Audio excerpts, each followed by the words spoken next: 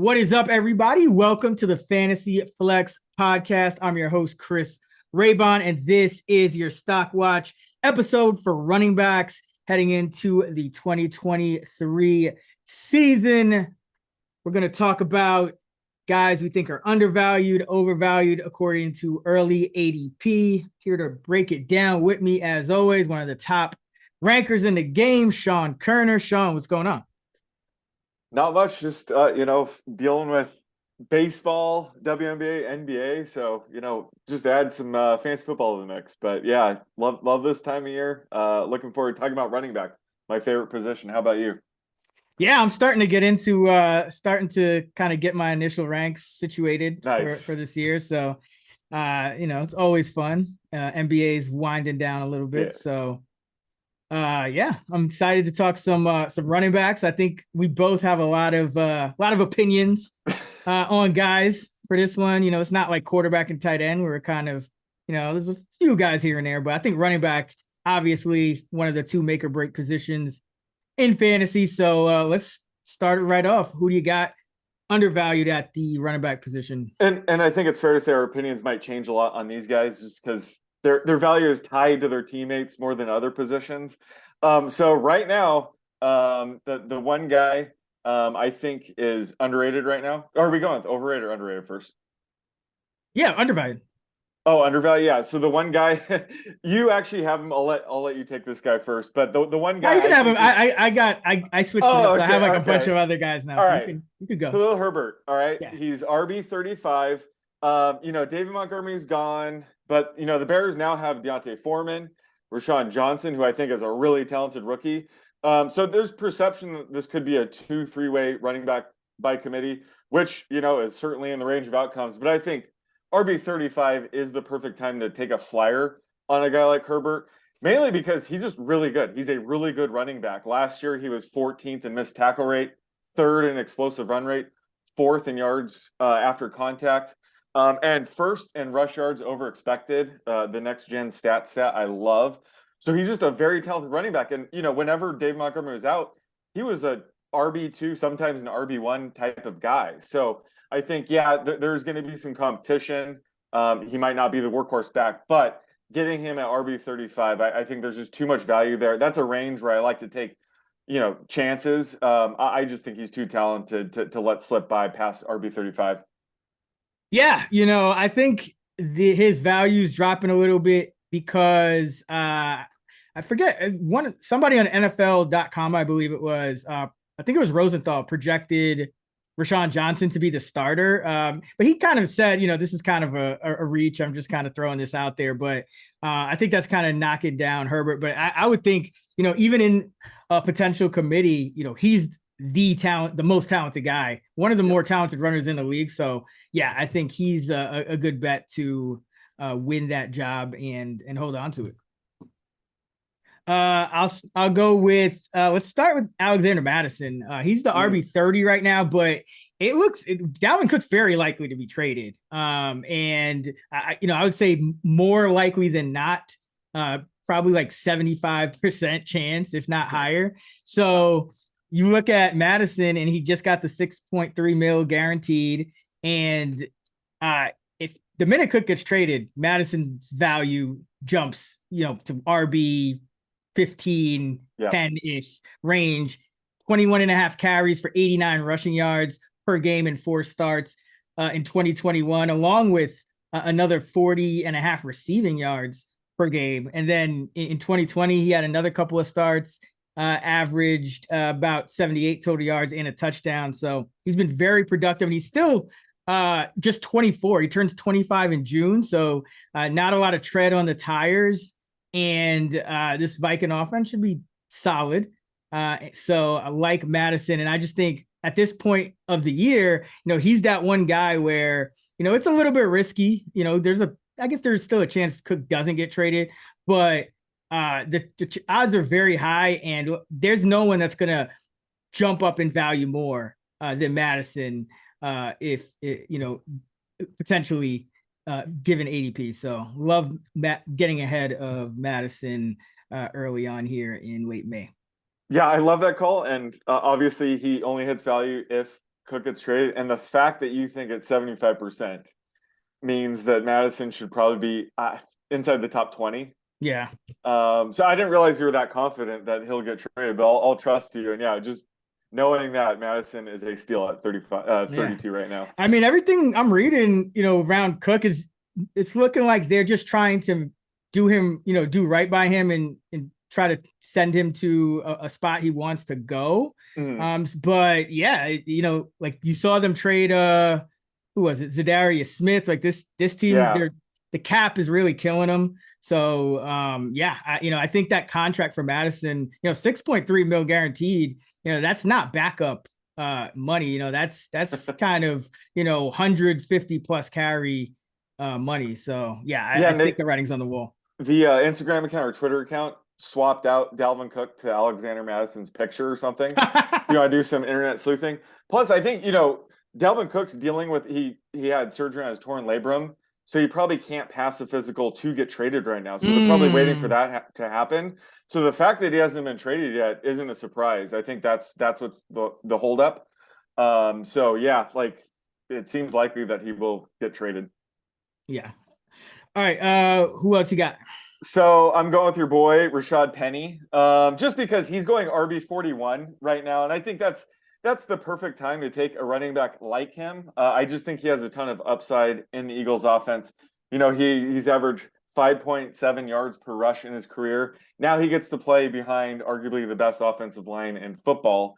So he could have a few spike games, even with a limited workload, potentially behind DeAndre Swift. But, he could form more of a 50-50 timeshare with Swift when both are healthy. And Penny would probably mainly see early down work, which is the more fantasy-friendly role on the Eagles, especially, if they're playing with a lead. They love getting all the running backs involved in goal line carries. It seems like one time per month we see 3 running backs and Jalen Hurts score a rushing touchdown a game. The obvious concern with Penny is his health. He's never able to stay healthy for, all 16, 17 games. But at RB 41, it's not really kill you if he misses a few games. So I think whether it's best ball or redraft leagues, I think RB 41 is the time to take it back like him, where he doesn't necessarily need injury in front of him to hit value. So I just love the high floor ceiling combo he provides. Yeah, and let's not forget the Eagles didn't know DeAndre Swift was going to become available. So True. When they rostered Penny, and granted, they didn't really break the bank or anything, so it was a very low risk move for them.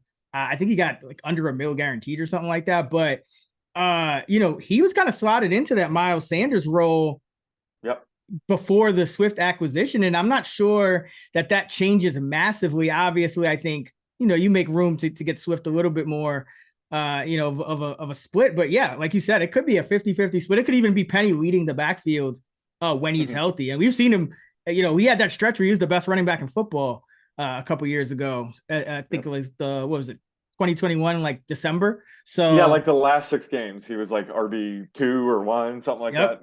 Yeah. So that's the kind of upside he still has, especially as you mentioned behind this offensive line and what should be a high powered offense that has a lot available for running backs, even with Jalen Hurts running.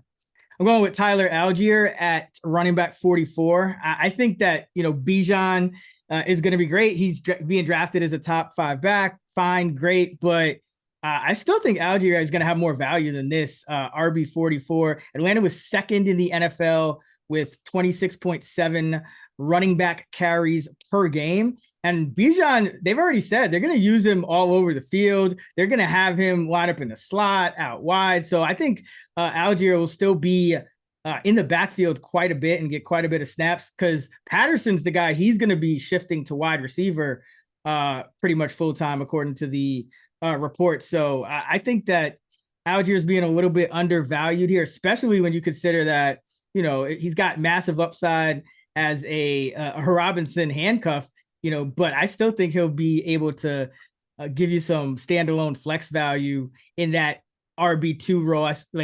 He'll get 10 plus carries a bunch of weeks in this offense, the way they want to run. One of the best lines in the league. I think the offense will move the ball even more than last year. So I like Algier down here at RB at 44. I feel like people are sleeping on him because of Bijan. Yeah, I think that's sneaky because everybody wants Bijan, but they could they're going to run it a shit ton, so he Yeah. could see enough carries a week to have flex value, and obviously has the injury upside. Plus, Caleb Huntley looks like he's going to start the season off on the IR. He had that Achilles tear, so that's one less running back to worry about. And then I don't know, Corell Patterson could be a cut candidate or something, or move to wide receiver. But either way, I don't think we need to worry about CPAT too much. So yeah, there just isn't that much competition outside of Bijan, obviously. But Algier, he has that number 2 role locked up to himself. Yeah. What I'm seeing with Patterson is a move to wide receiver because, everyone's kind of looking at that Falcon depth chart right now and saying, they don't have wide receivers, but really Pitts is a wide receiver and Patterson's about to be a wide receiver. You don't even need to start Mac Hollins. You also got Jonnu out there. So I like how Atlanta's looking at the skill positions like Algier, but who else you got for undervalued running backs? So my last one, I'm going way down here. I'm going Zach Evans at RB 59. And that's the range where you're dealing with clear backups. And I just think the Rams was just a perfect landing spot for him.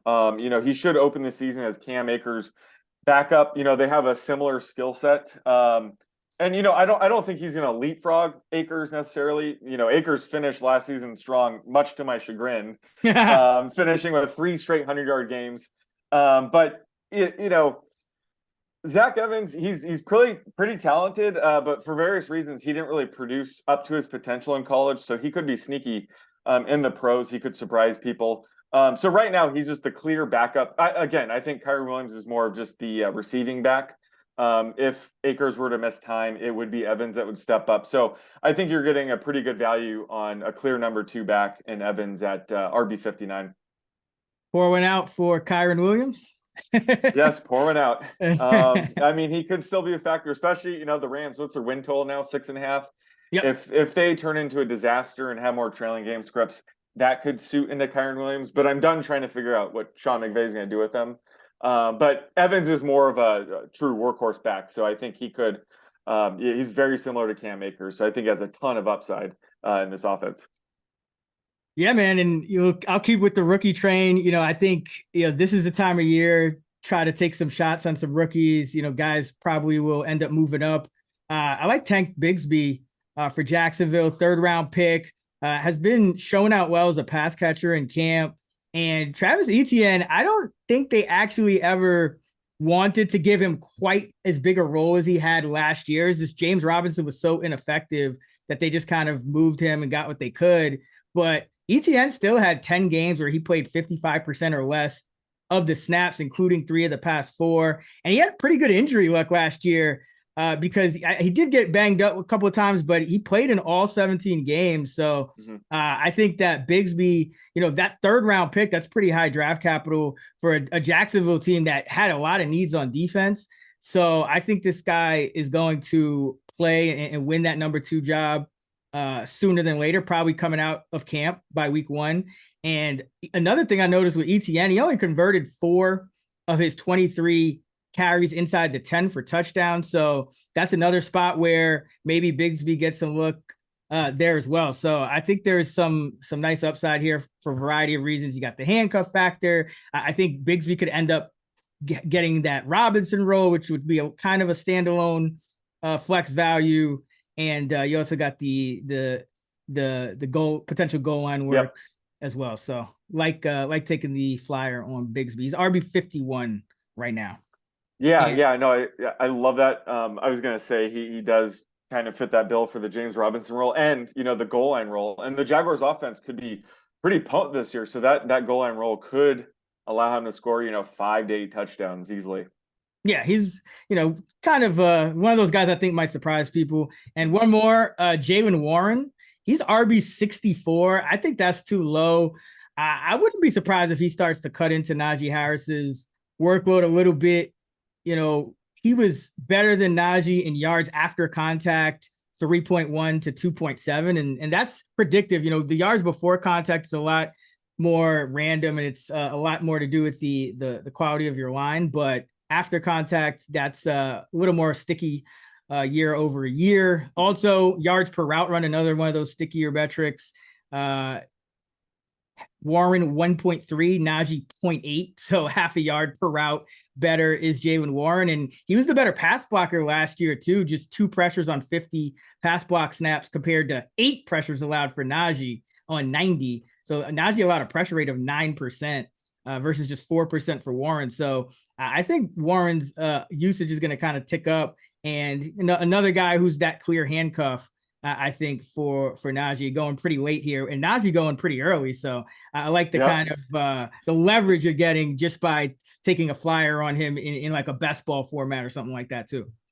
Yeah, I love this. And this kind of leads into my first guy I was going to mention that's overrated, actually. Let's go. That's Najee Harris. Right now he's right around RB9. And the main selling point for Najee has always been just the massive volume that he gets. He's never really been that efficient. But last season you said Jaylen Warren might eat into his usage. He's already eating into his usage, especially in the receiving role, like you mentioned. Najee only cleared 60% routes run rate last year twice. So he's just not going to get it done with that. So I still think he has a high floor and deserves to be in the fringe RB1, RB2 discussion. But I rather take a Tony Pollard, Ramondre Stevenson type of guy who, they both have pretty high floors, but also much higher ceilings in their offense. So just Najee at RB9 seems a little too steep for me, especially, like you said, Jaylen Warren was just really good last year. He's a really good back. So I can only see him eating into Najee's role even more, which basically just kneecaps the whole entire point of drafting Najee to begin with. Yeah, and I mean, he had 7 touchdowns last year, which he probably should have had more because Pittsburgh only threw 12 touchdowns and they had 16 rushing, and somehow Najee played all 17 games, had 272 carries, and only had 7 touchdowns. So, I don't know if he's going to have a more opportunity for touchdowns this year than he did last year. I think that was kind of the perfect kind of situation. Although he did get three receiving, but overall, yeah, I think Najee is kind of it's RB10 is or RB9 is rich for him because I don't know if he's got much upside beyond that. Because like you said, the receiving usage just isn't there the way it was in his rookie year. For me, my number one overvalued guy is Brian Robinson Jr.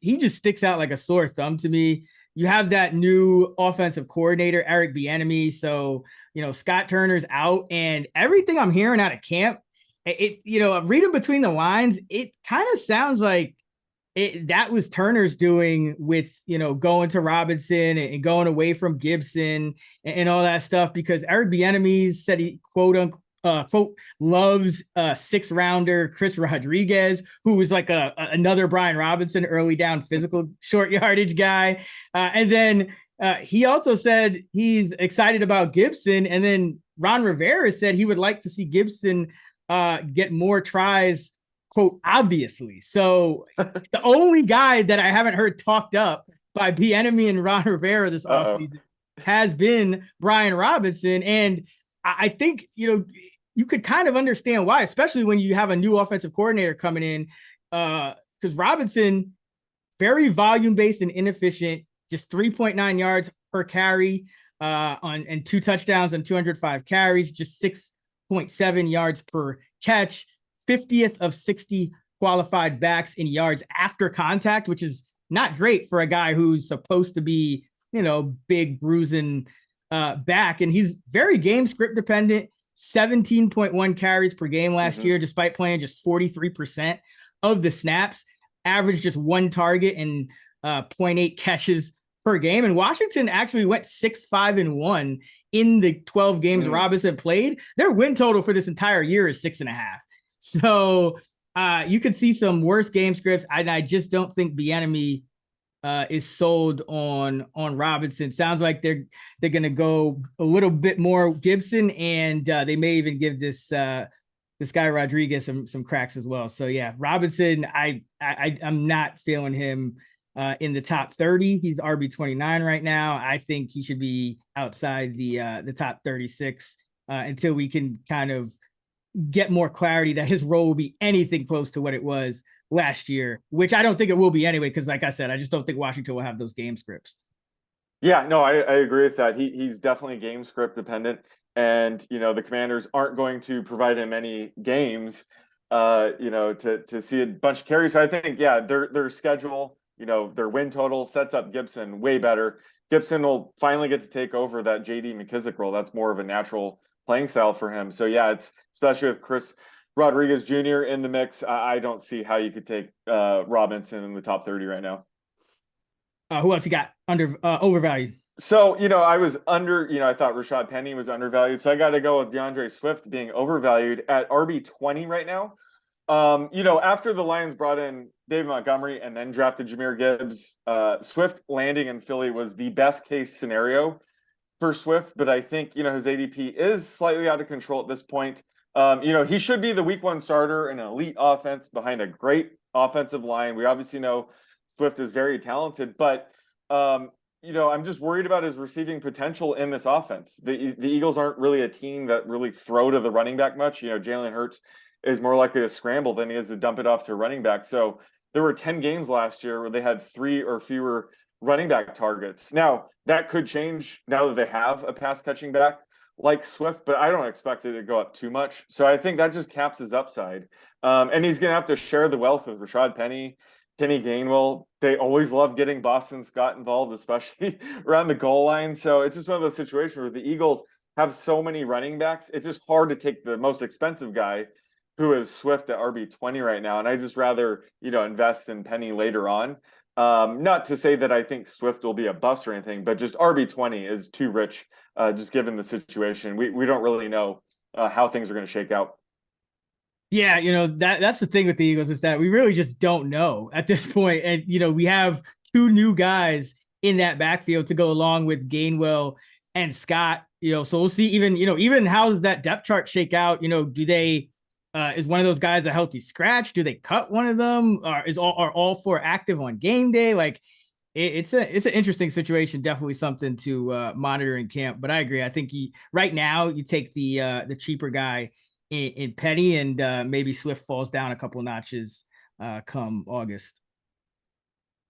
Another overvalued guy for me, Breece Hall at RB 10. And this is just super high, considering that we really don't have clarity on exactly when he'll be back. He's coming off an ACL, which he tore in week 7. They're saying he could be ready for week 1. It's still not a guarantee. GM Joe Douglas was quoted as saying they have to protect him from himself. So I don't know if he gets a full workload right off the bat. Anyway, he's also a regression candidate. He's very good back, but 21% of his yardage from scrimmage came on 2 touches last year. He had a 62-yard run and a 79-yard catch. So he had 99 touches, 681 yards, and he had 141 of them came on 2 of those 99. So there's some regression questions there. And also, can he continue to break off those monster runs coming off the injury? And you also have some other questions on the offense. Obviously, Rodgers is an upgrade, but your offensive line, still some question marks as far as run blocking. They were dead last in adjusted line yards a season ago. And, it's a new offense with Nathaniel Hackett. So not sure exactly, how the scheme is going to be, exactly what he has planned and how he wants to use Hall. So just too many question marks at RB 10. If I was getting a little more of an injury discount, maybe in the mid-teens, low teens, or high teens, I should say, then yeah, but I think it's way too early to be taking him as a surefire RB1 at this point, where we really just too many question marks all around. Yeah, I agree. He's a guy that, our rank on him, our projections might go up and down based on the news, but as of now, he's yet to return to practice, I think. So definitely worrisome. Obviously, he's one of the more talented young running backs, but they also drafted Israel Abanikanda, who I love. So they have him, Michael Carter. So he has competition for touches. They probably won't give him a massive workload, at least early on, to ease him in. So yeah, right now, top 10 is a bit rich unless we start getting some more positive news on his week 1 availability. But certainly he has the potential to be a top 10 back when healthy. All right, who else you got overvalued? So I'm going with James Cook, who, I love James Cook. Last year I thought he should have been more involved, but right now he's RB 24, and that's just probably closer to his ceiling, if anything. With Devin Singletary gone, he should see an increased role, but they brought in Damian Harris, who's probably going to handle the goal line work. The Bills know Cook probably can't handle a true workhorse role, so he's likely going to see carries inside the 20s and handle the receiving down work. But on the Bills, that receiving role isn't too valuable, or the goal line back. I feel like every year we're kind of more excited about Bills running backs than we should be. So I've learned to kind of be a little bit more pessimistic about them. So, and it's also bizarre that they traded for Nyheim Hines and didn't even use him in the passing game. So there's a chance Hines is integrated in the offense a little bit more this year, and that's only going to hurt Cook. So just RB 24 just seems way too high for Cook. I love him as a talent, but he doesn't have the skill set to really be a workhorse back and really command that ADP right now. So I'm punting on him at RB 24. Yeah, and it really seems like they're trying to go, bring back that Zach Moss role, because they not only signed Damian Harris, but they also signed Latavius Murray. So they clearly want like a big back that has a different skill set than Cook, and that would be bad news, like you said, for his touchdown upside. And I don't even know if he has that, like, remember Devin Singletary? There would be stretches where he would play like 90% of the snaps. If Harris and Hines are active and maybe even Murray's around, I don't know if Cook has that same upside. And so it's kind of tough to figure out exactly where he's going to get the upside, because if you're drafting a guy mid-20s, you do want that RB1 upside, and I feel like his ceiling is kind of tapped out at RB2. Exactly. Another guy overvalued for me, Jerick McKinnon. He's going RB40 right now.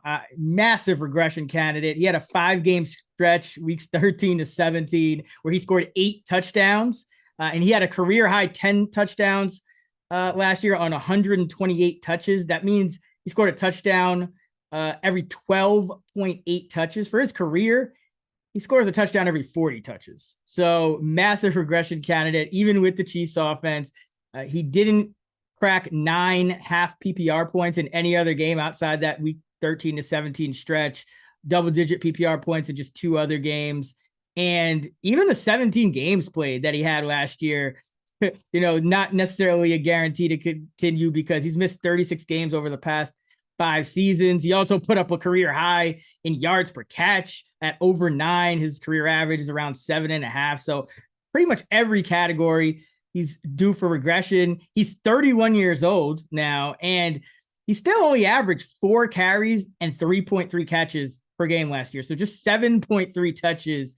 So these kind of backs, the guys that, kind of splash in PPR and kill their ADP, you want to get ahead of them. You don't want to draft them after the fact, because they almost always regress back down to the mean. And at age 31, that's, running backs. I know he doesn't have a ton of tread on the tires, but still, I think his best role is still a pass blocker for Mahomes, occasional receiver, but I don't think you're going to see him probably even eclipse the 7.3 touches he got last year. Yeah, especially considering, Clyde Edwards-Helaire missed 8-9 games. Mm-hmm. So McKinnon picked up basically, all those passing down snaps. Not that Clyde Edwards-Helaire is ever going to live up to his first round billing, but his return could just eat into McKinnon just a little bit more. So I think just last year was McKinnon's ceiling, obviously. Yeah. And one more, Raheem Mostert. He's going RB45. And another guy who 31 years old, I think you got to fade a guy like this. I know he had some good games for Miami last year, but they traded for Wilson and Mostert. They both signed 2-year contracts. Mostert got less money guaranteed and total on his contract than Wilson. And they also got Devon Achane. who they drafted on day 2, and they are considered the top landing spot for Dalvin Cook. So the fact that Miami's interested there just tells me that, Mostert probably is going to be, even if he's getting, some work, it's going to be really hard to predict, and it's going to be split with Wilson. And if Cook goes there, forget about it. And A-Chain could also factor in on passing downs or as a change of pace as well. So Mostert, 26 missed games his last 3 years, 31 years old. I don't think you want to draft him as a even in the top 50. I think he's the guy you have to fade in this Miami backfield. Yeah, that makes a ton of sense. Just a running back that's leaned on speed his entire career. Once he reaches the wrong side of 30, that's never good. And they just drafted a 21-year-old speedster, so that's not good for Mostert's prospects. But going back to Dalvin Cook, do you think that the Dolphins are one of the likely teams that he ends up? Because that's something that we should probably be factoring in. Yeah, I think it's possible. They did sign Mostert and Wilson to fairly cheap contracts, but I think if with the opportunity to get Dalvin, I don't think they would necessarily pass on it. And either way, I just think this backfield is super crowded with A-Chain. Yeah. That could be a 3-man backfield from the jump. And got to fade the 31-year-old in this situation, especially when he's not a true 3-down back. Like, I know he got some catches here and there, but he's more of a 2-down back. So you're talking about a 31-year-old 2-down back who relies on speed, like you said. So yeah, out on him. Anyone else overvalued for you? No, that's all I got. All right. So to recap, for your undervalued players, you got Khalil Herbert, Rashad Penny, and Zach Evans. I got Alexander Mattison, Tyler Algier, Tank Bisbee, Jaylen Warren. And for overvalued, you got DeAndre Swift, Najee Harris, and James Cook. And I got Brian Robinson Jr., Breece Hall, Jerick McKinnon, and Raheem Mostert. That is going to wrap it up for our running back 2023 Stock Watch episode. We'll be back next week with our wide receiver episode. If you missed us talking QB and tight end last week, that episode is out now right here on the Fantasy Flex feed. And you can find Sean on Twitter at @_oddsmaker and me at Chris Raybon. And you can find us at those same handles on the free award-winning Action Network app. Until next time, let's get this shmoney.